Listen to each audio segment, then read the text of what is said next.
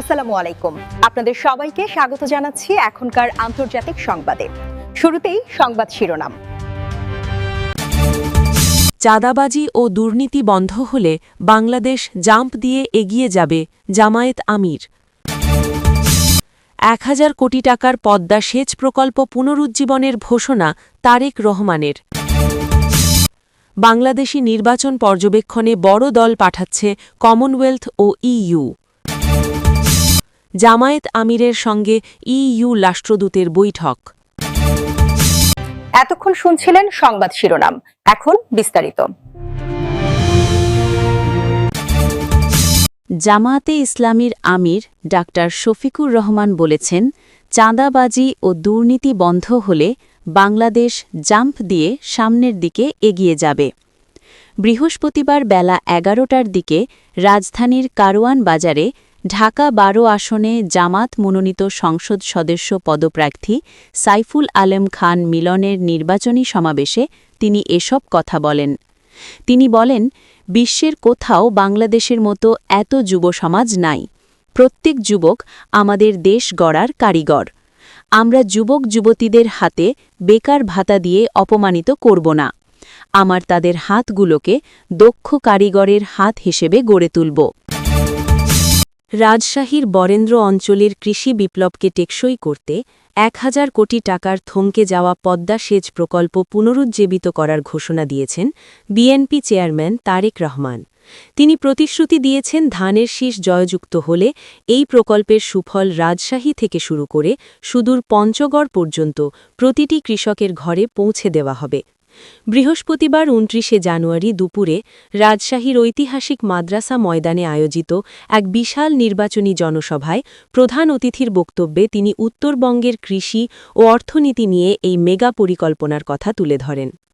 তারেক রহমান তার বক্তব্যে বলেন, শহীদ রাষ্ট্রপতি জিয়াউর রহমানের হাতে শুরু হওয়া খাল খনন কর্মসূচি এবং পরবর্তীতে দেশনেত্রী খালেদা জিয়ার শাসনামলে গৃহীত বিশাল সেচ প্রকল্পগুলো উত্তরবঙ্গের কৃষিকে সমৃদ্ধ করেছিল।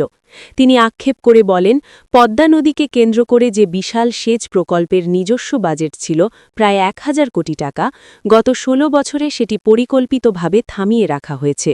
ফলে আজ সেই প্রকল্প বন্ধ প্রায়। আমাদের লক্ষ্য হল এই ঐতিহাসিক প্রকল্পটিকে আবার পূর্ণ শক্তিতে সচল করা।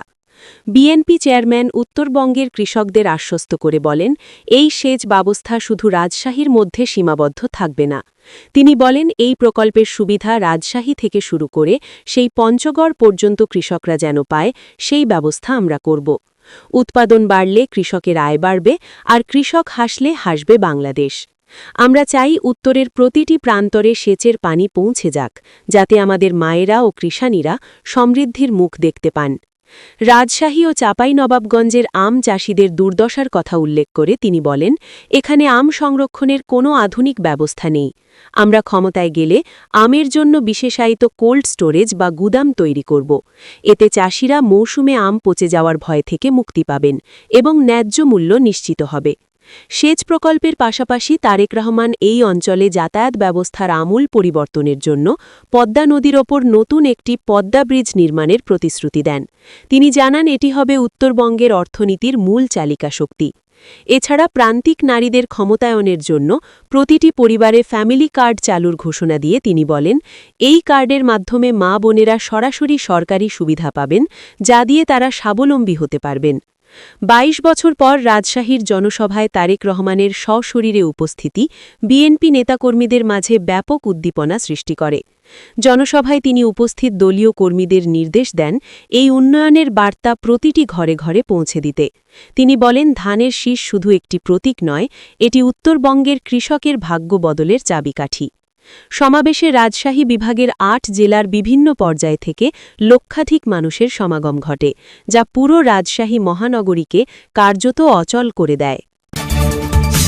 বাংলাদেশের আসন্ন সাধারণ নির্বাচন এবং জুলাই সংস্কার সনদ বিষয়ক গণভোট পর্যবেক্ষণের জন্য কমনওয়েলথ এবং ইউরোপীয় ইউনিয়ন সহ শীর্ষস্থানীয় আন্তর্জাতিক সংস্থাগুলো বড় আকারের প্রতিনিধি দল পাঠাচ্ছে। আগামী ১২ ফেব্রুয়ারি এই নির্বাচন ও গণভোট অনুষ্ঠিত হওয়ার কথা রয়েছে। লন্ডন থেকে পাওয়া খবর অনুযায়ী ঘানার সাবেক প্রেসিডেন্ট নানা আকুফো-আডো ১৪ সদস্যের কমনওয়েলথ পর্যবেক্ষক দলের নেতৃত্ব দেবেন। কমনওয়েলথ মহাসচিব প্যাট্রিসিয়া স্কটল্যান্ড চলতি মাসের শুরুতে এই ঘোষণা দেন। প্রেসিডেন্ট আকুফো আডোর সাথে রাজনীতি, আইন, গণমাধ্যম, লিঙ্গ সমতা এবং নির্বাচন প্রশাসন বিষয়ে অভিজ্ঞ কমনওয়েলথ বিশেষজ্ঞরা যুক্ত থাকবেন। লেনফোর্ড অ্যান্ড্রিউজের head and adviser electoral support section নেতৃত্বে সচিবালয়ের একটি দল এই পর্যবেক্ষক গোষ্ঠীকে সহায়তা করবে। গত ২১ জানুয়ারি এক বিবৃতিতে কমনওয়েলথ জানায়, তাদের পর্যবেক্ষক দলের মূল লক্ষ্য হবে নির্বাচন ও গণভোট প্রক্রিয়াটি বিশ্বাসযোগ্য, স্বচ্ছ এবং অন্তর্ভুক্তিমূলকভাবে সম্পন্ন হচ্ছে কিনা তা স্বাধীনভাবে মূল্যায়ন করা।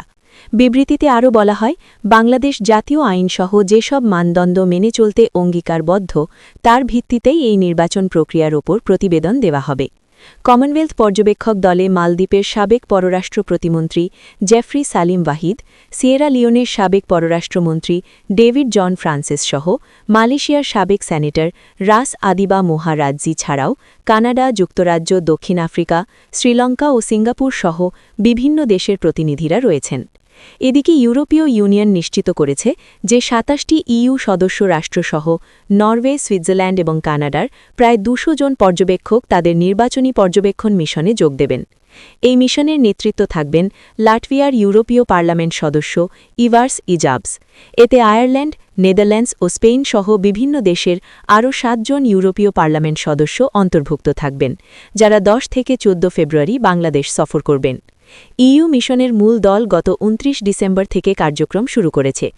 ১১ জন বিশ্লেষকের এই দলটি আইনি, রাজনৈতিক এবং নির্বাচনী প্রচারণার দিকগুলো খতিয়ে দেখছে। এছাড়া ১৭ জানুয়ারি সারা দেশে ৫৬ জন দীর্ঘমেয়াদী পর্যবেক্ষক নিয়োগ করা হয়েছে। ভোটের ঠিক আগে তাদের সাথে আরও ৯০ জন স্বল্পমেয়াদী পর্যবেক্ষক যোগ দেবেন। ভোটের দিন আন্তর্জাতিক আচরণবিধি কঠোরভাবে মেনে চলার প্রতিশ্রুতি দিয়ে ইইউ জানিয়েছে, তারা সম্পূর্ণ নিরপেক্ষতা বজায় রাখবে এবং নির্বাচনী প্রক্রিয়ায় কোনো হস্তক্ষেপ করবে না। সরকারের পক্ষ থেকে পর্যবেক্ষকদের সফর সমন্বয়কারী এসডিজি বিষয়ক মুখ্য সমন্বয়ক ও সিনিয়র সচিব লামিয়া মোর্শেদ জানান, আন্তর্জাতিক সংস্থাগুলোর কাছ থেকে প্রতিদিন নতুন নতুন ইতিবাচক সাড়া পাওয়া যাচ্ছে। তিনি বলেন, পর্যবেক্ষকদের এই আগ্রহ অন্তর্বর্তীকালীন সরকার এবং নির্বাচন কমিশনের ওপর তাদের আস্থার প্রতিফলন। এটি একটি অবাধ ও সুষ্ঠু নির্বাচন অনুষ্ঠানে সহায়ক হবে। উল্লেখ্য, আগামী ১২ ফেব্রুয়ারি ৩০০টি সংসদীয় আসনে ৫০টিরও বেশি রাজনৈতিক দলের মনোনীত ও স্বাধীনসহ প্রায় ২০০০ প্রার্থী প্রতিদ্বন্দ্বিতা করছেন। একই দিনে জুলাই সংস্কার সনদ নিয়ে দেশব্যাপী গণভোট অনুষ্ঠিত হবে। বাংলাদেশ জামায়াতে ইসলামীর আমির ড শফিকুর রহমানের সঙ্গে বৈঠক করেছেন বাংলাদেশে নিযুক্ত ইউরোপীয় ইউনিয়নের রাষ্ট্রদূত মি মাইকেল মিলার। বৃহস্পতিবার ২৯ জানুয়ারি সকাল ৯টা ৩০ রাজধানীর বসুন্ধরায় আমিরে জামায়াতের কার্যালয়ে এই সাক্ষাৎ অনুষ্ঠিত হয়।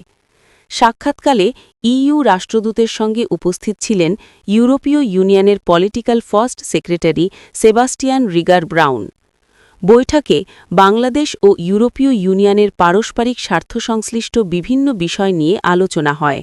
এ সময় আসন্ন জাতীয় সংসদ নির্বাচন, গণতান্ত্রিক প্রক্রিয়াকে অর্থবহ ও অংশগ্রহণমূলক করার বিষয়টি বিশেষ গুরুত্ব পায়। উভয় পক্ষ ভবিষ্যতেও বাংলাদেশ ও ইউরোপীয় ইউনিয়নের মধ্যে সহযোগিতা, উন্নয়ন ও অগ্রগতির ধারাবাহিকতা বজায় থাকবে বলে আশাবাদ ব্যক্ত করেন। বৈঠকে আরও উপস্থিত ছিলেন বাংলাদেশ জামায়াতে ইসলামের সহকারী সেক্রেটারি জেনারেল ও কেন্দ্রীয় প্রচার ও মিডিয়া বিভাগের প্রধান অ্যাডভোকেট এহসানুল মাহবুব জুবায়ের এবং আমিরে জামায়াতের পররাষ্ট্র বিষয়ক উপদেষ্টা ড মাহমুদুল হাসান চৌধুরী।